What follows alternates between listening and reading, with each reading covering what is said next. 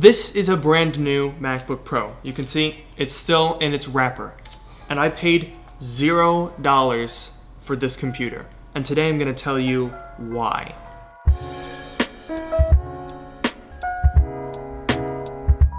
I'm super excited to open up this brand new MacBook Pro, but before we do that, we have to go back in time. See, this story started all the way back in December of 2017, when I had the first of many keyboard replacements for my 2016 MacBook Pro. Now, I do have footage explaining this whole story that I filmed quite a while ago. This video has been in the making since January of 2019. So coming up right now is going to be a flashback all the way back to January in this exact spot, but with a different iMac, where I'm going to explain the situation.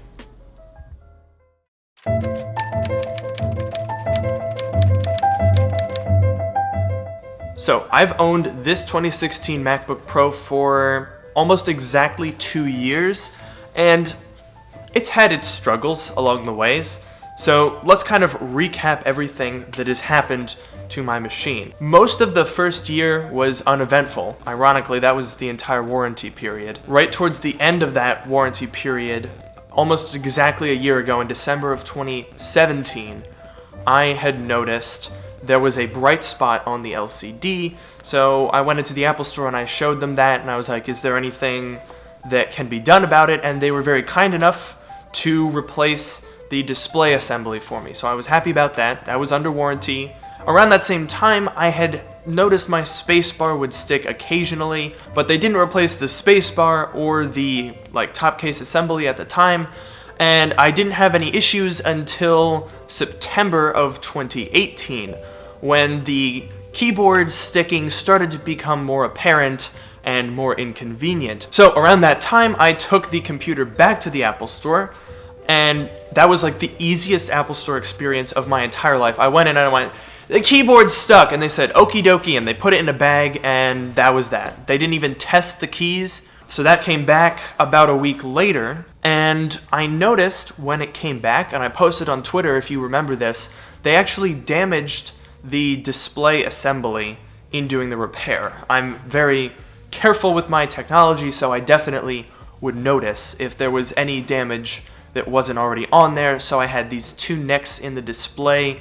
About 2 weeks later, my keyboard was sticking again, so I said, we're going in. The repair was listed under accidental damage during a previous repair process, so that was the reason that I made the appointment, and then I had also mentioned that the other issue was keyboard sticking again.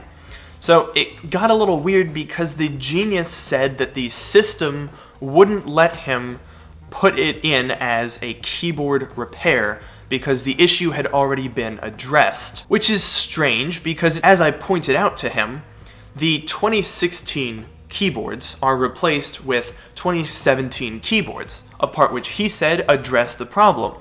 However, the 2017 MacBook Pro with that same keyboard is also covered under that repair program. So the part that fixes my issue is covered for the same issue. That doesn't make any sense whatsoever. Then he contradicted himself and he said that despite what he had just said, I would always be covered if this issue were to happen again. For those of you who are particularly good at math, I have had my keyboard assembly replaced twice. So this is now the third attempt. So I'm not sure if Apple is going to just replace the keyboard like they've done twice already, or if they're going to replace my entire laptop with a brand new 2018 model, which I would obviously prefer. Hey guys, it's me, your old pal Luke, and I've brought with me a little thing called context. So what you just saw was right before I went in for my third keyboard replacement back in January, and what you're about to see is what happened after my third keyboard replacement, also in January. But one of the things that happened while I was having to do all of these keyboard replacements that made it even more of a hassle was every single time I had to back up my data in case anything got messed up with the replacement and I would have to restore it. And every time I did that, my iCloud got all messed up and all of my passwords got out of sync. But fortunately, Today's video sponsor, Dashlane, is here to help.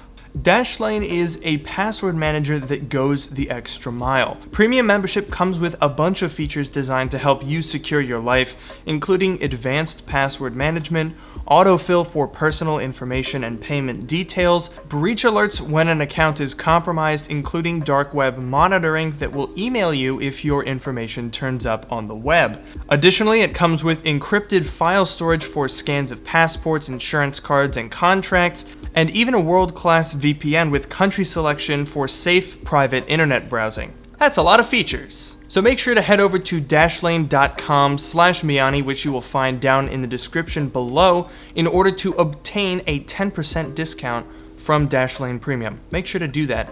And now we'll go back into the video where we left off, which is in January of 2019.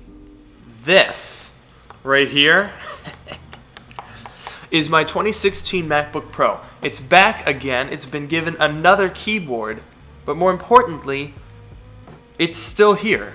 So this time the genius said that the geniuses that handle the replacements aren't authorized to initiate a replacement and that it has to be taken higher up. So what my genius advised me was the next time. He seemed to acknowledge that there would be a next time, and I certainly think there will be a next time, knowing how reliable these keyboards have been.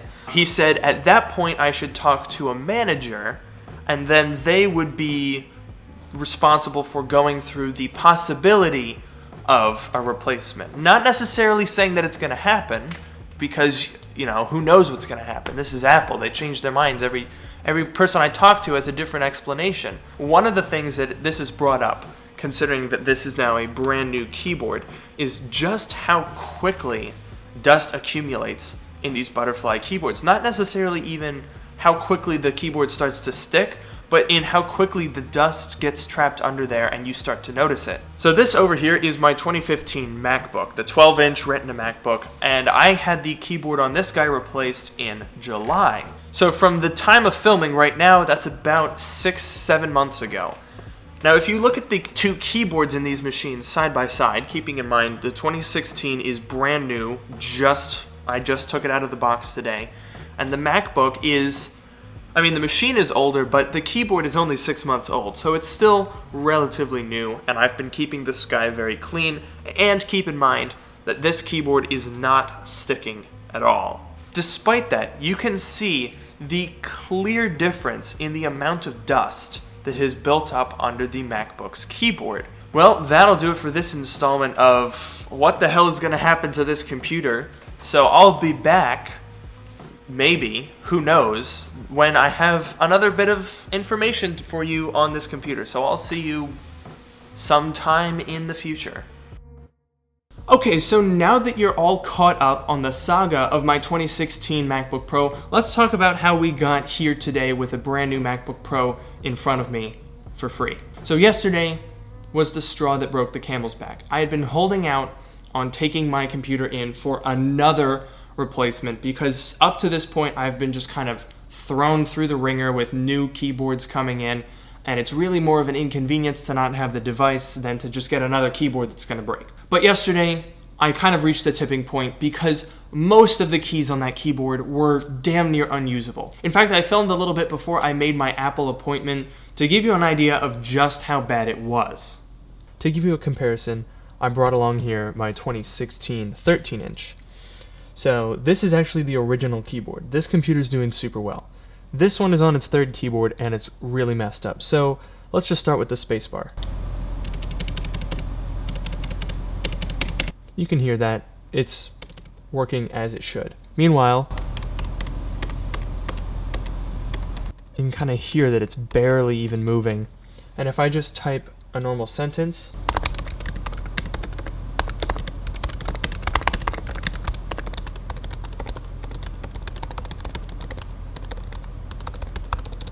yeah, so my keyboard was pretty much unusable, and I said, okay, I'm going in, I'm gonna ask for a manager, and I'm gonna ask them to replace my device. I had been very nice up until this point, and just sort of been like, okay, another keyboard, that's fine. Replace the display, that's fine. You damaged it while you were repairing the first one, no worries, just give me a new one, we'll call it a day. Not today. I went in and I said, Okay, the last time I was here, they told me to ask for a manager, so I'd like to talk about device replacement. And the manager came out and was very receptive, very kind, and definitely understood the issues that I had been through, what with 6 major repairs to my old computer. So he came back and he said that because I had a pretty customized, unusual configuration, they didn't have something in stock that would make sense, that would just be the same upgrades but on a new device. So he said, okay, what we're gonna do is we're gonna find what we have in stock that is as close as possible to matching a current version of your computer. So he came back with this, and basically it was a super simple process. I was in and out in about 35 minutes, and all we had to do was, obviously I had backed up my computer, and he wiped the disk, sign out of iCloud, erase all of my personal data, all of that stuff.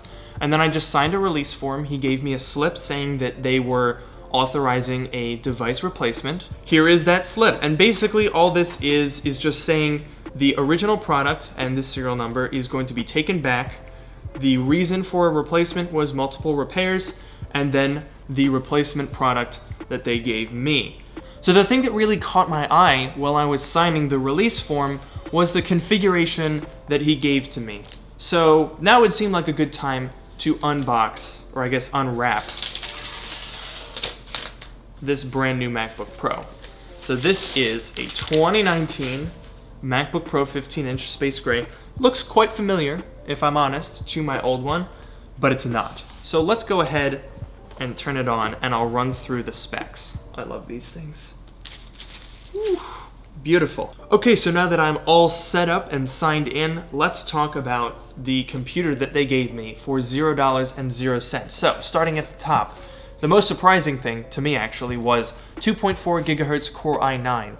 Now, for those of you following along at home, that's the highest end processor. You can go for a 2.6 i7, then the next tier up is a 2.3 i9, or on either of those you can pay an extra like $200 or $300 to get this, the 2.4 gigahertz Core i9.